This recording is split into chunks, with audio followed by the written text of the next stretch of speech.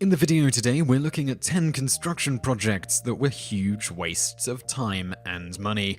And in at number 10, it's Rusky Bridge. Nikita Khrushchev once referred to Vladivostok as Russia's San Francisco. So what better way to make Vladivostok even more like San Francisco than by building it an iconic bridge like the Golden Gate? When Vladivostok was chosen in 2007 as the site of the 2012 Asia-Pacific Economic Conference, Vladimir Putin had his excuse to spend $1 billion on what would be the world's longest cable bridge. It would connect mainland Vladivostok to Rusky Island, where the conference would be held. However, the Golden Gate Bridge, and pretty much every other bridge in the world, actually connects population centers. Rusky Island has 5,000 residents. The bridge was designed to handle 50,000 cars per day.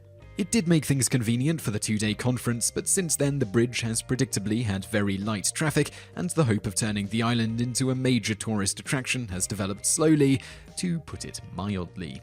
Number 9. Detroit People Mover. Detroit once had a population of 1.8 million and was America's fourth largest city. It had an impressive skyline and vibrant downtown scene. Then a city that was built by the automobile industry was ironically devastated by a system of freeways providing easy access to the suburbs. Today, the city's population is around 700,000, and it recently had the dubious distinction of being the largest city to ever declare bankruptcy. This didn't happen overnight. Recognizing the trend, city leaders in the mid-1980s decided to build a funky transit system around downtown to connect major businesses while protecting patrons from Detroit's notoriously awful weather. Thus, the Detroit People Mover was conceived. It's an elevated 2.9-mile one-way tram around downtown that connects all major sites. Just one problem. It's a loop that doesn't connect to anything else. Detroit has no metro rail system like other large cities, which would allow commuters to ride into town and then board the People Mover to their specific destination. Riders on Detroit's public bus system can't transfer on board, but rather need to buy a second ticket from an independent system.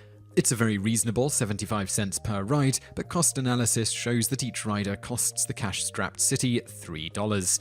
But even before it opened in 1987, many realized it would never come close to its projected use of 68,000 riders per day. They were right. 6,000 per day is pretty much the normal expectancy. One person summed it up best as a horizontal elevator to nowhere. Number 8. Ryugyong Hotel. In 1987, construction began in Pyongyang, North Korea, on a 105-story building scheduled to be the world's tallest hotel. Let that sink in for a moment. The world's tallest hotel, with around 3,000 rooms in a country that allows very few visitors. It was far and away the most elaborate project in the history of the totalitarian state, and predictably, there were some problems. The construction was plagued with delays and cost overruns until 1992, when, shortly after the collapse of the Soviet Union and the end of their financial support, the project was halted. By this point, it was estimated the project had cost $750 million, or about 2% of North Korea's GDP. All they had to show for it was an oddly shaped concrete shell with a cone and rusting crane on top. That's how it would stay for 16 years before an Egyptian telecommunications firm stepped in and offered to complete the project. Again, let that sink in. A country which allows very limited use of cell phones and internet partnered with a telecommunications firm. Fortunately, they were able to put a glass facade on the building, and it's now rather aesthetically pleasing compared to the concrete shell it used to be.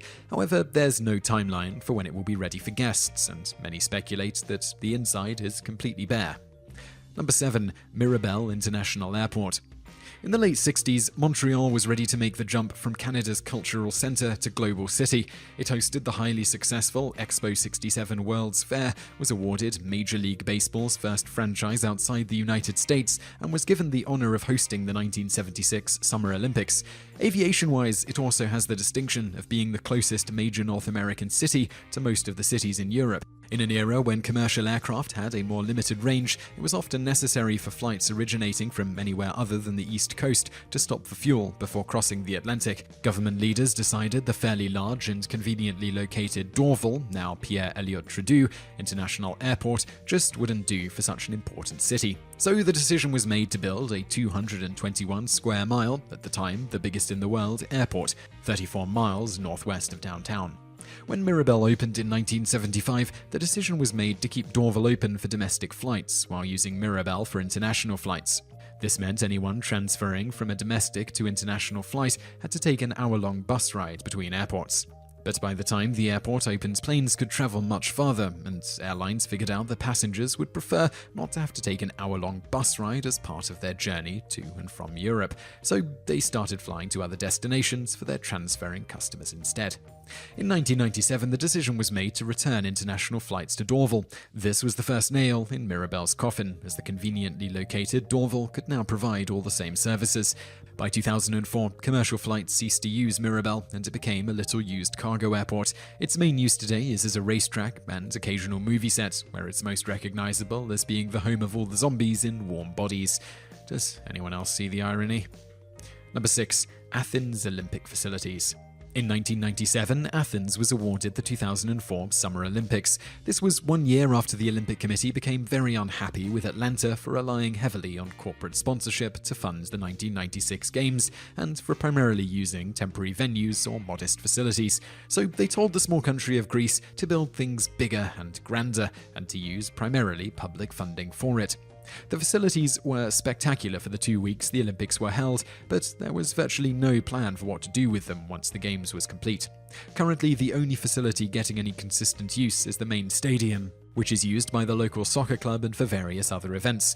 Most of the other facilities are getting no use whatsoever. For instance, a beach volleyball stadium was built for the Games despite Athens sitting on an actual beach. Likewise, the baseball stadium is getting no use in a country where the national baseball team had to be made up entirely of Americans with Greek heritage.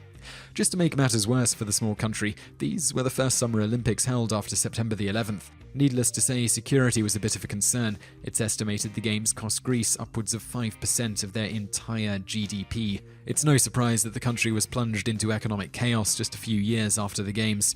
Other countries are beginning to see the futility of hosting the Olympics, and only 2 cities are bidding for the honor of hosting the 2022 Winter Games. Number 5. Lambert-St. Louis Airport expansion. By the mid-90s, St. Louis Airport had become the 8th busiest in the nation, mostly due to being the primary domestic hub for TWA, a brand name which means something to old people.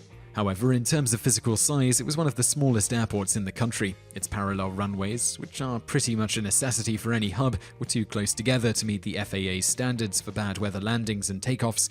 Anyone who has ever been to St. Louis knows that bad weather is a frequent occurrence, and the resulting delays caused chaos to the TWA system. The simplest solution would have been to build a new airport. St. Louis is located right along the Mississippi River, and not far across the river is plenty of open space to build a suitable airport. However, the land across the river is also known as Illinois. Missouri officials weren't willing to put their precious airport in another state, even though, say, Cincinnati has done just fine having their airport in neighboring Kentucky. So expansion was deemed the only option, even though the airport was completely surrounded by suburbs, and therefore a large swath of residential and commercial space would have to be demolished. The powers that be decided one of the suburbs was just going to have to be sacrificed for the expansion. Here is the presumed transcript from the meeting. Participants: so, which suburb shall we destroy? All other participants: Bridgeton! Then there's some maniacal laughing, twirling of moustaches, and lighting of cigars with $100 bills. Like I say, it was a presumed transcript. Bridgeton was a working-class suburb of around 20,000 people. The plan to build the FAA-compliant parallel runway went right through the middle of the town and required the demolition of 2,000 homes, 4 schools, and 6 churches. In 1998, Operation Screw Bridgeton began.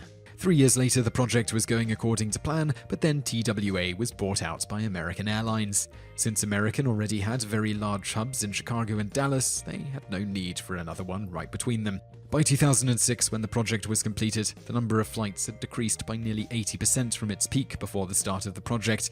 There was no longer a need for a second runway, which, in addition to destroying Bridgeton, had cost $1.1 billion. To add insult to injury, the new runway is much further from the terminal. While that may not seem like a big deal, large aircraft require a great deal of fuel. Taxiing just a little further is a lot more expensive, so the new runway is only used on rare occasions when parallel landings and takeoffs are needed, which represent about 5% of all flights at the airport. Number 4. Montreal Olympic Stadium. Although Montreal's 1976 Summer Olympics were fairly successful, like Athens, they were a financial disaster for the city. This was largely due to the enormous security costs they didn't anticipate but became necessary after the 1972 Munich massacre. Unlike Athens, Montreal had specific plans for all its venues after the Games. The centerpiece of the Games was Olympic Stadium. It was given the nickname the Big O, both for hosting the Olympics and for its donut shape. After the Games, it would become the home of the Expos and would host many other events as well. Like other stadiums at the time, it was designed as a multi-use facility. Unlike other stadiums at the time, it was designed to have a retractable roof. Most impressively, it would have the world's highest inclined tower acting as a crane to support the roof. While the stadium was completed in time for the Olympics, the tower and the roof were not. In fact, they weren't completed until 11 years after the Olympics. Once finally completed, the retractable roof was like a giant curtain, prone to tearing in any wind over 25 miles per hour. After several years of frustrations, it was decided just to make the roof a permanent fixture. Unfortunately, it wasn't a very good roof. Since it was designed to be pulled off the stadium like a blanket, it had lots of folds and tears and leaked badly with the slightest precipitation. It wasn't very strong either, so it was deemed unsafe if supporting too much snow. After several years of dealing with this, the decision was made to replace the roof, and the new one ended up with many of the same problems. Fed up of all these issues, the Expos began demanding a new facility, and other groups decided it was just too risky to schedule events there. Since the city was already strapped paying off the debts of the Olympics and the aforementioned Mirabel airport, a new stadium just wasn't on the cards. So in 2005, the Expos left for Washington, D.C., and their old stadium currently has no primary tenant. In 2006, it was paid off for a final cost of $1.6 billion, making it the most expensive stadium built at the time. Locals have since changed its nickname to the Big Ow. Number 3. Palace of Parliament. In 1985, Nicolae Ceausescu, the ruthless dictator of Romania, decided that poverty-stricken Romanians didn't really need healthcare, education, or food. No, what they really needed was a gigantic palace, the largest in all of Europe, to house government officers, and of course Ceausescu himself. In 1989, Ceausescu was deposed and executed, but his massive building remained. The new government decided it would be suitable for all of their needs as well, because, hey, no sense in turning down a free parliament building. Except Romania isn't very big. Even though the building houses almost every key government office, less than a third of it is occupied. That's a lot of wasted space, and presumably a lot of unamused Romanian taxpayers. Number 2. The Millennium Dome, or the O2 Arena. You may remember that in the late 90s, everyone was excited about the upcoming new millennium, unless they were certain that Y2K would end the world. But once New Year's Day had passed and Y2K didn't happen, it ceased to be interesting. British officials, however, were so confident that the Millennium Fever would last the entire year, they built an impressive $1.3 billion dome along the Thames, which would house an exhibition expected to draw 12 million visitors. It only got 6 million, mostly because those who did go found it to be very disappointing, little more than a gigantic advertisement for various big-name sponsors. So not only did the exhibit underwhelm, there was no plan in place for what to do with the dome once the calendar turned to 2001. It sat empty for a few years before mobile phone provider O2 took it over, and now it serves mainly as a concert venue. But despite it being a dome in a city that loves sports and has notoriously awful weather, it doesn't have a permanent tenant. Number 1. New South China Mall. China has undergone an enormous transformation from a tightly controlled communist economy to a free market system. Chinese people have embraced consumerism and an opportunity to get goods from around the world. So in 2005, the largest shopping mall in the world opened in the city of Dongguan. It has space for over 2,000 stores, a food court and amusement facilities. Since China's economy was going global, sections of the mall had different world themes, including a replica Venetian Canal and Arc de Triomphe, and it's never had more than a dozen stores open at a time. It was expecting around 100,000 visitors daily. It rarely sees more than 200. The store that gets the most visitors is McDonald's. The facility in a consumer-mad country had such a difficult time attracting customers. Remember that it's in Dongguan. Have you ever heard of Dongguan? Exactly. Even though it's a city of 10 million people, it's located right between Guangzhou and Hong Kong, cities you have heard of. Dongguan is essentially an endless series of drab apartment towers and factories. All those shoes and rubber ducks you buy are made somewhere, and that's in places like Dongguan by low-paid workers. People who don't have money to spend at fancy shopping malls. It was also built on the outskirts of town with limited public transportation access. In a city of low-paid workers, the only way to get there is by car, and most residents don't own one.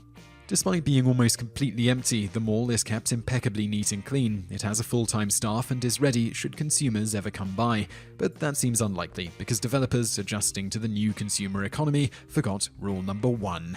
Location, location, location. So I really hope you enjoyed that video, and I'd love to know what you think of it, so please leave a comment below. I'm also going to link over to another video that you might enjoy, so just click on that thumbnail on the screen now, and don't forget to subscribe to our channel because we put out a new video 7 days a week, and you can also visit us online. Just go to TopTenz.net. Thanks for watching.